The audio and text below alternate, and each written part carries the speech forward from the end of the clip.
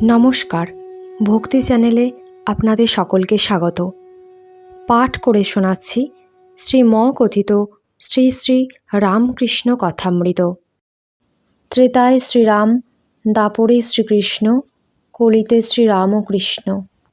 শ্রী শ্রী রামকৃষ্ণ কথামৃত। কাশীপুর বাগানে ভক্ত সঙ্গে ঠাকুর শ্রী রামকৃষ্ণ। ঠাকুর শ্রী রামকৃষ্ণ কাশীপুরের বাগানে উপরের সেই পূর্ব পরিচিত ঘরে বসিয়া আছেন। দক্ষিণেশ্বর কালী মন্দির হইতে শ্রীযুক্ত রামচাটুর্যে তাহার কুশল সংবাদ লইতে আসিয়াছিলেন। ঠাকুর মনির সেই সকল কথা কহিতেছেন। বলিতেছেন, দক্ষিণেশ্বরে কি এখন বড় ঠান্ডা? আজ 21শে পৌষ, কৃষ্ণা চতুর্দশী, সোমবার, 1886 খ্রিস্টাব্দের 4 জানুয়ারি, অপরাহ্ন বেলা 4টা বাজিয়া গিয়াছে। নরেন্দ্র আসিয়া বসিলেন। ঠাকুর তাহাকে মাঝে মাঝে দেখিতেছেন ও তাহার দিকে চাহিয়া ঈষৎ হাসিতেছেন, যেন তাহার স্নেহ উথলিয়া পড়িতেছে। মণিকে সংকেত করিয়া বলিতেছেন, কেঁদেছিল। ঠাকুর কিঞ্চিত চুপ করিলেন। আবার মণিকে সংকেত করিয়া বলিতেছেন, কাঁদতে কাঁদতে বাড়ি থেকে এসেছিল। সকলে চুপ করিয়া আছেন। এইবার নরেন্দ্র কথা কহিতেছেন। নরেন্দ্র বলছেন, ওখানে আজ যাব মনে করছি। শ্রীরামকৃষ্ণ বলছেন, কোথায়? নরেন্দ্র বলছেন, দক্ষিণেশ্বরে, বেলতলায়, ওখানে রাত্রে ধুনি জ্বালাবো। শ্রীরামকৃষ্ণ বলছেন, না, ওরা ম্যাগাজিনের কর্তৃপক্ষেরা দেবে না। পঞ্চবটী বেশ জায়গা, অনেক সাধু ধ্যান জপ করেছে, কিন্তু বড় শীত আর অন্ধকার। সকলে চুপ করিয়া আছেন।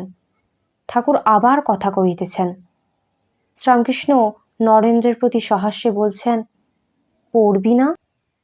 নরেন্দ্র ঠাকুর ও মনির দিকে চাহিয়া বলছেন, একটা ঔষধ পেলে বাঁচি, যাতে পড়া টরা যা হয়েছে সব ভুলে যাই। শ্রীযুক্ত বুড়ো গোপাল বসিয়া আছেন। তিনি বলিতেছেন, আমিও ওই সঙ্গে যাব। শ্রীযুক্ত কালীপদ ঘোষ ঠাকুরের জন্য আঙুর আনিয়াছিলেন। আঙুরের বাক্স ঠাকুরের পাশে ছিল। ঠাকুর ভক্তদের আঙুর বিতরণ করিতেছেন। প্রথমেই নরেন্দ্রকে দিলেন, তাহার পর হরিলুটের মতো ছড়াইয়া দিলেন। ভক্তেরা যে যেমন পাইলেন কুড়াইয়া লইলেন।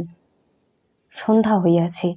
নরেন্দ্র নিচে বসিয়া তামাক খাইতেছেন ও নিভৃতে মনির কাছে নিজের প্রাণ কিরূপ ব্যাকুল গল্প করিতেছেন। নরেন্দ্র মনির প্রতি বলছেন, গত শনিবার এখানে ধ্যান করছিলাম, হঠাৎ বুকের ভিতর কী রকম করে এলো। মণি বলছেন, কুণ্ডলিনী জাগরণ। নরেন্দ্র বলছেন, তাই হবে, বেশ বোধ হলো। হাজরাকে বললাম বুকে হাত দিয়ে দেখতে। কাল রবিবার, উপরে গিয়ে এর সঙ্গে দেখা করলাম, ওকে সব বললাম। আমি বললাম, সব্বাইয়ের হলো আমায় কিছুদিন, সব্বাইয়ের হলো আমার হবে না? মণি বলছেন, তিনি তোমায় কি বললেন? নরেন্দ্র বলছেন, তিনি বললেন, তুই বাড়ির একটা ঠিক করে আয় না, সব হবে। তুই কি চাস? আমি বললাম, আমার ইচ্ছা অমনি 3-4 দিন সমাধিস্থ হয়ে থাকবো, কখনো কখনো একবার খেতে উঠব। তিনি বললেন, তুই তো বড় হীন বুদ্ধি, ও অবস্থার উঁচু অবস্থা আছে। তুই তো গান গাস, जो कुछ है सो तू ही है। মণি বলছেন, হ্যাঁ, উনি সর্বদাই বলেন যে সমাধি থেকে এসে দেখে তিনিই জীব জগৎ এই সমস্ত হয়েছেন। ঈশ্বর কোটির এই অবস্থা হতে পারে। উনি বলেন, জীবকোটি সমাধি অবস্থা যদিও লাভ করে আর নামতে পারে না।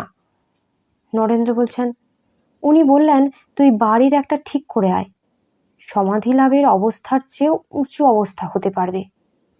আজ সকালে বাড়ি গেলাম, সকলে বকতে লাগলো আর বললে, কি হো হো করে বেড়াচ্ছিস?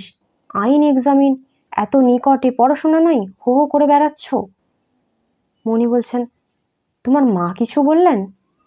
নরেন্দ্র বলছেন, না, তিনি খাওয়াবার জন্য ব্যস্ত। হরিণের মাংস ছিল, খেলুম, কিন্তু খেতে ইচ্ছা ছিল না। মণি বলছেন, তারপর? নরেন্দ্র বলছেন, দিদিমার বাড়িতে সেই পড়বার ঘরে পড়তে গেলাম। পড়তে গিয়ে পড়াতে একটা ভয়ানক আতঙ্ক এলো। পড়াটা যেন কি ভয়ের জিনিস। বুক আটুপাটু করতে লাগলো। অমন কান্না কখনো কাঁদি নাই। তারপর বইটই ফেলে দৌড়, রাস্তা দিয়ে ছুট। জুতো টুতো রাস্তায় কোথায় একদিকে পড়ে রইল। খড়ের গাদার কাছ দিয়ে যাচ্ছিলাম, গায়ে ময়ে খড়। আমি দৌড়চ্ছি কাশীপুরের রাস্তায়। নরেন্দ্র একটু চুপ করিয়া আছেন, আবার কথা কইতেছেন। নরেন্দ্র বলছেন, বিবেক চূড়ামণি শুনে আরও মন খারাপ হয়েছে। শঙ্করাচার্য বলেন যে এই তিনটে জিনিস অনেক তপস্যায়, অনেক ভাগ্যে মেলে। মনুষ্যত্বং, মুমুক্ষুতং, মহাপুরুষ সংশ্রয়। ভাবলাম আমার তো তিনটেই হয়েছে। অনেক তপস্যার ফলে মানুষ জন্ম হয়েছে, অনেক তপস্যার ফলে মুক্তির ইচ্ছা হয়েছে, আর অনেক তপস্যার ফলে এরূপ মহাপুরুষের সঙ্গ লাভ হয়েছে। মণি বলছেন, আহা। নরেন্দ্র বলছেন, সংসার আর ভালো লাগে না। সংসারে যারা আছে তাদেরও ভালো লাগে না, দুই একজন ছাড়া। নরেন্দ্র অমনি আবার চুপ করিয়াছেন। নরেন্দ্রের ভিতর তীব্র বৈরাগ্য, এখনো প্রাণ আটুপাটু করিতেছে। নরেন্দ্র আবার কথা কহিতেছেন। নরেন্দ্র মণির প্রতি বলছেন, আপনাদের শান্তি হয়েছে, আমার প্রাণ অস্থির হচ্ছে, আপনারাই ধন্য। মণি কিছু উত্তর করিলেন না, চুপ করিয়া আছেন। ভাবিতেছেন, ঠাকুর বলিয়াছিলেন ঈশ্বরের জন্য ব্যাকুল হতে হয়, তবে ঈশ্বর দর্শন হয়। সন্ধ্যার পরেই মণি উপরের ঘরে গেলেন। দেখলেন ঠাকুর নিদ্রিত। রাত্রি প্রায় 9টা। ঠাকুরের কাছে নিরঞ্জন, শশী। ঠাকুর জাগিয়াছেন। থাকিয়া থাকিয়া নরেন্দ্রের কথাই বলিতেছেন। শ্রীরামকৃষ্ণ বলছেন, নরেন্দ্রের অবস্থা কি আশ্চর্য। দেখো, এই নরেন্দ্র আগে সাকার মানত না, এর প্রাণ কিরূপ আটুপাটু হয়েছে দেখছিস। সেই যে আছে, একজন জিজ্ঞাসা করেছিল ঈশ্বরকে কেমন করে পাওয়া যায়। গুরু বললেন, এসো আমার সঙ্গে, তোমায় দেখিয়ে দিই কি হলে ঈশ্বরকে পাওয়া যায়। এই বলে একটা পুকুরে নিয়ে গিয়ে তাকে জলে চুবিয়ে ধরলেন। খানিকক্ষণ পরে তাকে ছেড়ে দেওয়ার পর শিষ্যকে জিজ্ঞাসা করলেন, তোমার প্রাণটা কি রকম হচ্ছিল? সে বললে, প্রাণ যায় যায় হচ্ছিল। ঠাকুর বলছেন, ঈশ্বরের জন্য প্রাণ আটুপাটু করলে জানবে যে ঈশ্বর দর্শনের আর দেরি নাই। অরুণ উদয় হলে, পূর্ব দিক লাল হলে বোঝা যায় সূর্য উঠবে। ঠাকুরের আজ অসুখ বাড়িয়াছে, শরীরের এত কষ্ট, তবুও নরেন্দ্র সম্বন্ধে এই সকল কথা সংকেত করিয়া বলিতেছেন। নরেন্দ্র এই রাত্রেই দক্ষিণেশ্বরে চলিয়া গিয়াছেন। গভীর অন্ধকার, অমাবস্যা পড়িয়াছে। নরেন্দ্রের সঙ্গে দুই একটি ভক্ত। মণি রাত্রে বাগানেই আছেন। স্বপ্নে দেখিতেছেন সন্ন্যাসী মণ্ডলের ভিতর বসিয়া আছেন। পরদিন মঙ্গলবার, 5ই জানুয়ারি, 22শে পৌষ। অনেকক্ষণ অমাবস্যা আছে। বেলা 4টা বাজিয়াছে। ঠাকুর শ্রীরামকৃষ্ণ শয্যায় বসিয়া আছেন, মণির সহিত নিভৃতে কথা কহিতেছেন। শ্রীরামকৃষ্ণ বলছেন, ক্ষীরোদ যদি গঙ্গাসাগর যায় তাহলে তুমি কম্বল একখানা কিনে দিও। মণি বলছেন, জি আজ্ঞা।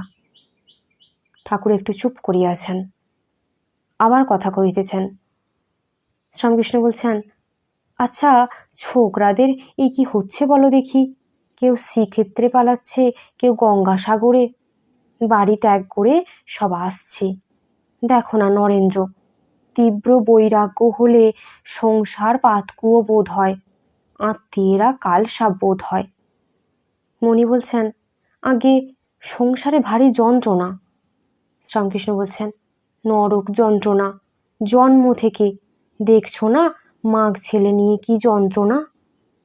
মণি বলছেন, আগে হ্যাঁ, আর আপনি বলেছিলেন ওদের লেনা দেনা নাই, লেনা দেনার জন্য আটকে থাকতে হয়। শ্রীরামকৃষ্ণ বলছেন, দেখছো না নিরঞ্জনকে, তোর এই নে আমার এই দে, বাস আর কোনো সম্পর্ক নাই, পিছুটান নাই। কামিনী কাঞ্চনী সংসার, দেখো না, টাকা থাকলেই বাঁধতে ইচ্ছা করে। মণি হো হো করিয়া হাসিয়া ফেলিলেন। ঠাকুরও হাসিলেন। মণি বলছেন, টাকা বার করতে অনেক হিসাব আসে, তবে দক্ষিণেশ্বরে বলেছিলেন ত্রিগুণাতীত হয়ে সংসারে থাকতে পারলে এক হয়। শ্রীরামকৃষ্ণ বলছেন, হ্যাঁ, বালকের মতো। মণি বলছেন, আগে কিন্তু বড় কঠিন, বড় শক্তি চাই। ঠাকুর একটু চুপ করিয়া আছেন। মণি বলছেন, কাল ওরা দক্ষিণেশ্বরে ধ্যান করতে গেল, আমি স্বপ্নে দেখলাম। শ্রীরামকৃষ্ণ বলছেন, কি দেখলে? মণি বলছেন, দেখলাম যেন নরেন্দ্র প্রভৃতি সন্ন্যাসী হয়েছেন, ধুনি জেলে বসে আছেন, আমিও তাদের মধ্যে বসে আছি। ওরা তামাক খেয়ে ধোঁয়া মুখ দিয়ে বার করছি, আমি বললাম গাঁজার ধোঁয়ার গন্ধ। শ্রীরামকৃষ্ণ বলছেন, মনে ত্যাগ হলেই হলো, তাহলেও সন্ন্যাসী। ঠাকুর চুপ করিয়া আছেন, আবার কথা কহিতেছেন। শ্রীরামকৃষ্ণ বলছেন, কিন্তু বাসনায় আগুন দিতে হয়, তবে তো। মণি বলছেন, বড়বাজারে মারোয়াড়িদের পণ্ডিতজিকে বলেছিলেন ভক্তি কামনা আমার আছে, ভক্তি কামনা বুঝি কামনার মধ্যে নয়? শ্রীরামকৃষ্ণ বলছেন, যেমন হিঞ্চে শাক শাকের মধ্যে নয়, পিত্ত দমন হয়। আচ্ছা, এত আনন্দ ভাব এসব কোথায় গেল? মণি বলছেন, বোধহয় গীতার যে ত্রিগুণাতীতের কথা বলা আছে সেই অবস্থা হয়েছে। সত্য রজ তম গুণ নিজে নিজে কাজ করছে, আপনি স্বয়ং নির্লিপ্ত, সত্য গুণেতেও নির্লিপ্ত। শ্রীরামকৃষ্ণ বলছেন, হ্যাঁ, বালকের অবস্থায় রেখেছে। আচ্ছা, দেহ কি এবার থাকবে না? ঠাকুর ও মণি চুপ করিয়া আছেন।